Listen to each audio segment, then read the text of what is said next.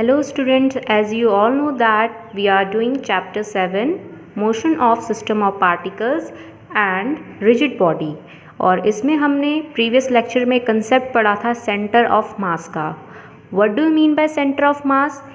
किसी भी rigid body में या किसी भी बॉडी में वो पॉइंट जहाँ पे सभी पार्टिकल्स का मास हम सपोज करते हैं कि वो वहाँ पे कंसंट्रेट होगा। ठीक है, तो उसे हम क्या कहते हैं, यहाँ पे सेंटर ऑफ मास कहते हैं। वो कंसेप्ट हमने समझा था। नाउ नेक्स्ट आती है इसके बारे में डेरिवेशन।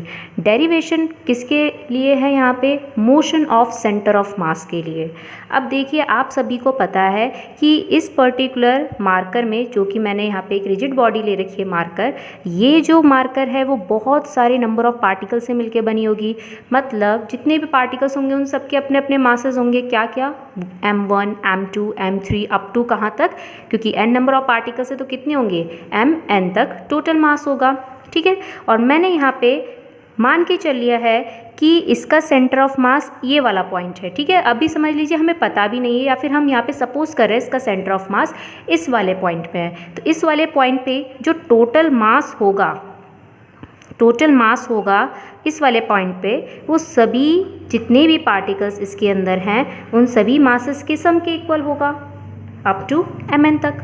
ओके, तो अब जब मैं बात कर रही हूँ किस पर्टिकुलर, अब देखो पार्टिकल तो इधर भी डिस्ट्रीब्यूट है इधर भी डिस्ट्रीब्यूट है, तो समझ लीजिए मैंने यहाँ पे एक लाइन ड्रॉ करी है। मुझे इस रिजिड बॉडी को मूव करवाना है। कैसे मूव कराना है? पूरी तरीके से यूनिफॉर्मली इसे मूव करवाना है।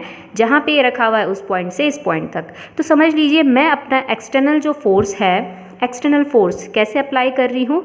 इस डायरेक्शन में अप्लाई कर रही हूँ। अब आपको पता है यहाँ पे इसका सेंटर ऑफ मास तो है नहीं, तो मैं अगर इस डायरेक्शन में फोर्स अप्लाई करूँगी तो देखिए ये इस लाइन तक तो पहुँच गया है, लेकिन यूनिफॉर्मली नहीं पहुँचा है, क्योंकि इसका एक और पार्ट इस लाइन से क्या है, बाहर की तरफ है। अगेन मैं इसे इसकी इनिशियल पोजीशन में रखती हूँ। इट मीन्स यहाँ पे इसका सेंटर ऑफ मास नहीं है, इसके सेंटर ऑफ मास ने मूव नहीं किया। अगर मैं इस वाले पॉइंट पे इसे फोर्स लगाऊंगी, एक्सटर्नल फोर्स, तो फिर भी यहाँ पे कुछ ना कुछ इसका पार्ट क्या है, लाइन से बाहर की तरफ है। तो इट मीन्स इसका सेंटर ऑफ मास इस वाले पॉइंट पे भी नहीं है। तो मान के चल लीजिए हमने यहाँ पे इसका सेंटर ऑफ मास माना था, तो हमें वो पॉइंट ढूंढना है जहाँ पे मेरा टोटल एक्सटर्नल फोर्स जब उस सेंटर ऑफ मास पे लगेगा तो वो पूरी की पूरी बॉडी क्या करने लग जाएगी, मूव करने लग जाएगी। तो समझ लीजिए मैं इस पॉइंट पे फोर्स लगा रही हूँ और इस पॉइंट पे फोर्स लगाते हुए आपको दिख रहा होगा कि ये मार्कर पूरा का पूरा इस लाइन को पार कर गया है। तो इट मीन्स कि जब मैंने क्या करा, इस पर्टिकुलर पॉइंट पे इस पे फोर्स लगाया, किस पर्टिकुलर पॉइंट पे, इस पर्टिकुलर पॉइंट पे इस पे फोर्स लगाया, तो यहाँ पे से ये मार्कर पूरा का पूरा उधर चला गया। तो इट मीन्स जो भी यहाँ पे इस पे एक्सटर्नल फोर्स लगा है, किस वाले पॉइंट पे, सेंटर ऑफ मास पे, वो किसके इक्वल है, इंडिविजुअल एक्सटर्नल फोर्सेस के सम के इक्वल। इट मीन्स कि जितने पार्टिकल्स हैं ना इसमें, जितना इनका मास है m1, मतलब फर्स्ट पार्टिकल पे जो फोर्स लग रहा है, सेकंड पार्टिकल पे जो फोर्स लग रहा है, थर्ड पार्टिकल पे जो फोर्स लग रहा है, up to n number of particles पे जितना भी फोर्स लग रहा है, उनको अगर मैं प्लस करवा दूँ तो सेंटर ऑफ मास पे टोटल फोर्स एक्सर्ट होता है। ठीक है, तो एक्सटर्नल फोर्स किसके इक्वल होता है, जितने भी यहाँ पे इंडिविजुअल पार्टिकल्स पे फोर्सेस लग रहे हैं उन सभी के सम के इक्वल। अब बात आती है, इन पार्टिकल्स का भी अपना क्या होता है, एक इंटरनल फोर्स होता है।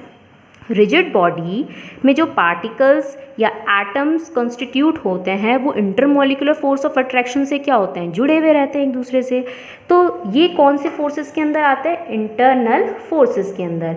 तो ये इंटरनल फोर्सेस की डायरेक्शन इस तरीके से एडजस्ट होती है इनके अंदर कि ये एक दूसरे के इंटरनल फोर्सेस को क्या कर देते हैं, कैंसिल कर देते हैं, क्योंकि उनके मैग्नीट्यूड सेम रहते हैं एंड डायरेक्शन अपोजिट रहती है। तो total internal force on a rigid body वो कितना होता है, 0 होता है। तो सिर्फ इट मीन्स कि इस बॉडी पे जो फोर्स लगेगा वो कौन सा फोर्स है, एक्सटर्नल फोर्स, और वो भी एक्सटर्नल फोर्स किस पे, सेंटर ऑफ मास पे। तो सेंटर ऑफ मास को अगर आपने फोर्स लगा दिया तो इट मीन्स उस पर्टिकुलर बॉडी के जितने भी पार्टिकल्स है उन पे फोर्स लगा दिया। तो हमें यही यहाँ पे प्रूव करना है डेरिवेशन के थ्रू। तो ये बहुत ही सिंपल डेरिवेशन, आप इसे ढंग से देखिए। आपने इससे प्रीवियस चैप्टर में पढ़ा था कि अगर हमें पोजीशन ऑफ सेंटर ऑफ मास निकालना है उसका फॉर्मूला क्या होता है। मैंने इसे कैपिटल R ले रखा है। कैपिटल R कब यूज़ करते हैं, जब हम 3 डायमेंशनल पर्टिकुलर पॉइंट की बात करते हैं, ठीक है, 3 डायमेंशनल प्लेन की बात करते हैं। तो इट मीन्स कि यहाँ पे हम फॉर्मूला क्या लिखेंगे, r is to m1r1 plus m2 r2 up to dash dash plus mn rn upon m1 plus m2 plus dash dash plus mn। ये फॉर्मूला आपको याद करवाया था और इसको बताया भी था कि हमने किस तरीके से निकाला था।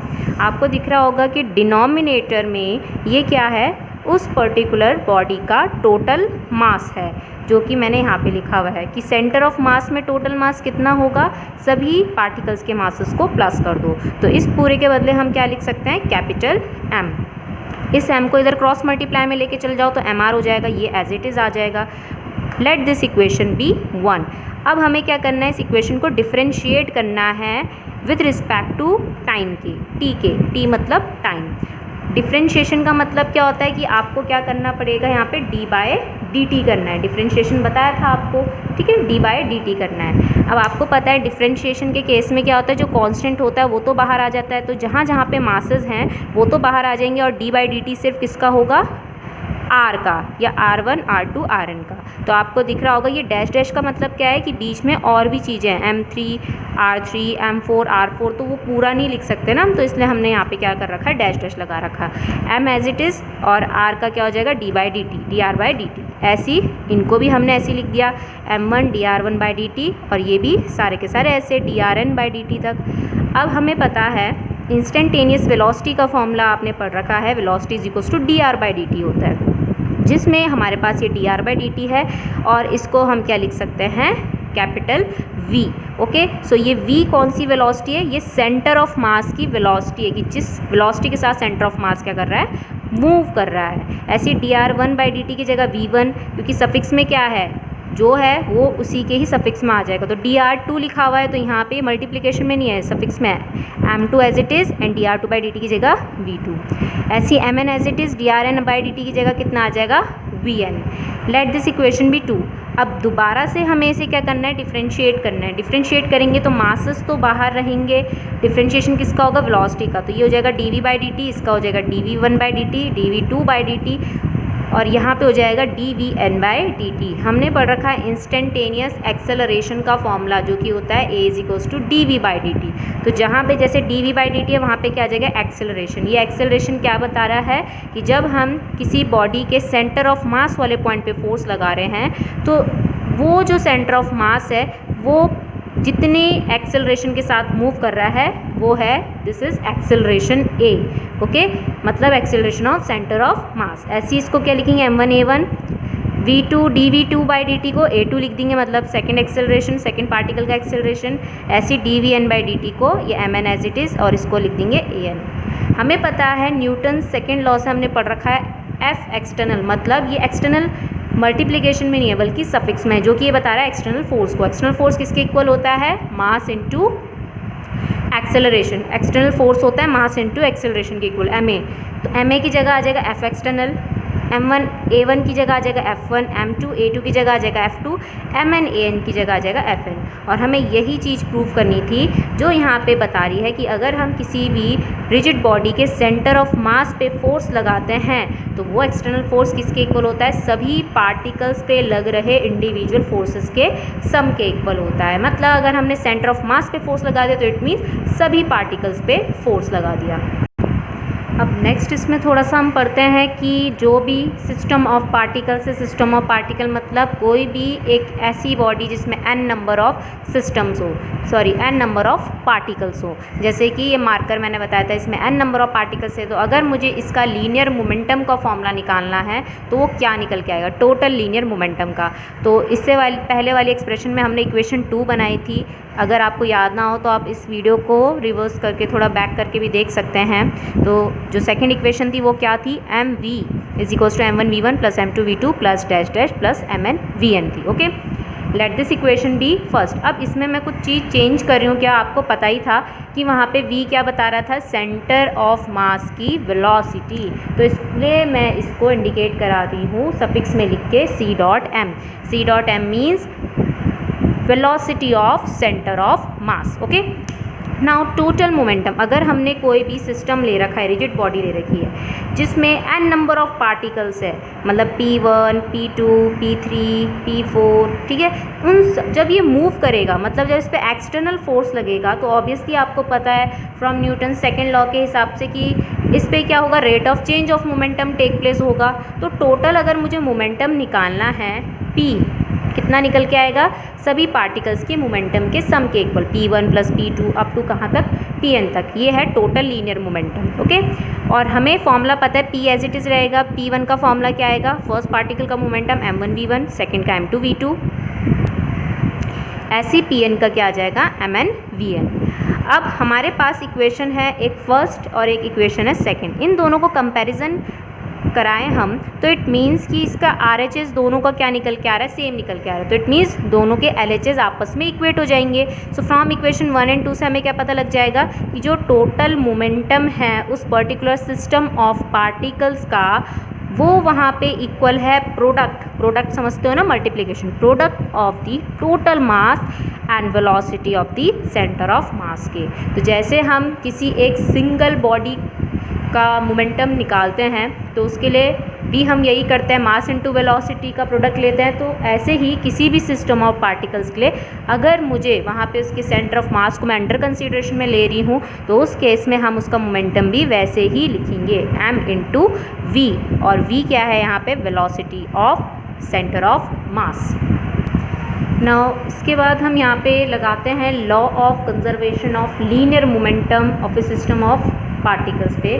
तो सिस्टम ऑफ पार्टिकल्स के लिए law of conservation of linear momentum से पहले यहाँ पे आपको पता ही है, अभी हमने प्रूव किया था कि total momentum is equals to product of mass and velocity of centre of mass, जिसे मैंने इक्वेशन फर्स्ट ले लिया। अगर मैं इसको डिफ्रेंशिएट करूँ विद रिस्पेक्ट टू टाइम के बोथ साइड, तो ये हो जाएगा dp/dt, मास तो कांस्टेंट है वो बाहर रहेगा, और d/dt किसका हो जाएगा, v का, vcm मतलब वेलोसिटी ऑफ सेंटर ऑफ मास का। और ये हमें पता है कि वेलोसिटी dv/dt किसके इक्वल होता है, एक्सेलरेशन के इक्वल होता है, ठीक है। और ये एक्सेलरेशन भी क्या है, यहाँ पे सेंटर ऑफ मास का एक्सेलरेशन है। और फ्रॉम न्यूटन सेकेंड लॉ के अकॉर्डिंग आपको पता ही है कि एफ एक्सटर्नल किसके इक्वल होता है, dp/dt के होता है। तो dp/dt की जगह मैंने एफ एक्सटर्नल लिख दिया, और इससे पहले एक्सप्रेशन में भी मैंने आपको यही बताया था कि ma is equals to F external. Okay, अब हम यहाँ पे मान के चल लेते हैं, आपको पता है from law of conservation of linear momentum पे there is no external force, उसका स्टेटमेंट आपको याद होगा, if there is no external force acts on the system. तो हम यहाँ पे भी वही लाइट कर लेते हैं, if there is no external force acts on the system. अगर एक्सटर्नल फोर्स जीरो हो जाए तो उस केस में यहाँ पे देखो, इस इक्वेशन में अगर मैं ये वैल्यू रख दूँ तो zero is equals to m a centre of mass, अगर m नीचे चला जाएगा वो भी ज़ीरो बन जाएगा। तो यहाँ पे हमारे पास एक्सप्रेशन निकल के आएगी, सेंटर ऑफ मास का जो एक्सेलरेशन है वो ज़ीरो निकल के आएगा। इट मीन्स कि अगर एक्सटर्नल फोर्स किसी सिस्टम ऑफ पार्टिकल पे एक्सटर्नल फोर्स हम लगाए ही ना, ज़ीरो कर दें, तो उस केस में उसका एक्सेलरेशन, सेंटर ऑफ मास का एक्सेलरेशन ज़ीरो हो जाता है। एक्सेलरेशन ज़ीरो होने का मतलब क्या है, there is no change in velocity, there is no change in velocity, there is no change in velocity. जब वेलोसिटी चेंज ही नहीं होगी, एज इट मीन सेम रहेगी। समझ लीजिए पहले ये मूव कर रही थी कितने मीटर पर सेकंड की स्पीड के साथ, जो इसका सेंटर ऑफ मास है या फिर पूरी बॉडी है वो कितने मीटर पर सेकंड के साथ यहाँ पे मूव कर रही थी, 2 मीटर पर सेकंड के साथ मूव कर रही थी। तो इट मीन्स इसकी वेलोसिटी इतनी ही रहेगी, कांस्टेंट रहेगी। तो there is no change in velocity का मतलब कि यहाँ पे जो भी सेंटर ऑफ मास की वेलोसिटी है, therefore velocity of centre of mass will be constant. Constant का मतलब ये है कि अगर वो बॉडी रेस्ट में है तो वो रेस्ट में ही रहेगी, मतलब अगर उसकी इनिशियल वेलोसिटी ज़ीरो है तो वो ज़ीरो ही रहेगी, और अगर वो किसी न किसी वेलोसिटी के साथ मूव कर रही होगी तो उतनी ही वेलोसिटी के साथ वो आगे भी मूव करती रहेगी। कब, जब उस पर लग रहा एक्सटर्नल फोर्स क्या हो, ज़ीरो हो।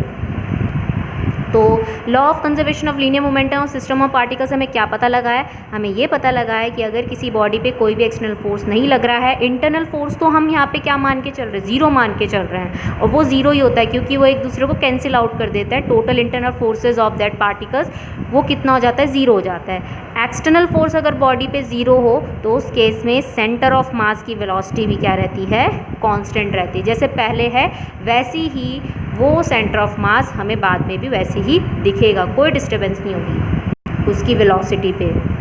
नेक्स्ट इसकी जो नेक्स्ट वीडियो है उस पर मैंने कुछ एग्जाम्पल दे रखे हैं सेंटर ऑफ मास के, motion of a centre of मास के, जिसमें law of conservation of linear momentum proof हो रहा है, तो वो आप ज़रूर देख लीजिएगा ताकि आपको पता चल जाए कि इसका मीनिंग है क्या, कि बिफोर जो वहाँ पे प्रोसेस टेक प्लेस हो रहा है एंड आफ्टर जो प्रोसेस टेक प्लेस हो रहा है उस केस में सेंटर ऑफ मास जैसे पहले था वैसे ही बाद में भी एज रिमेन सेम रहेगी उसकी वेलोसिटी।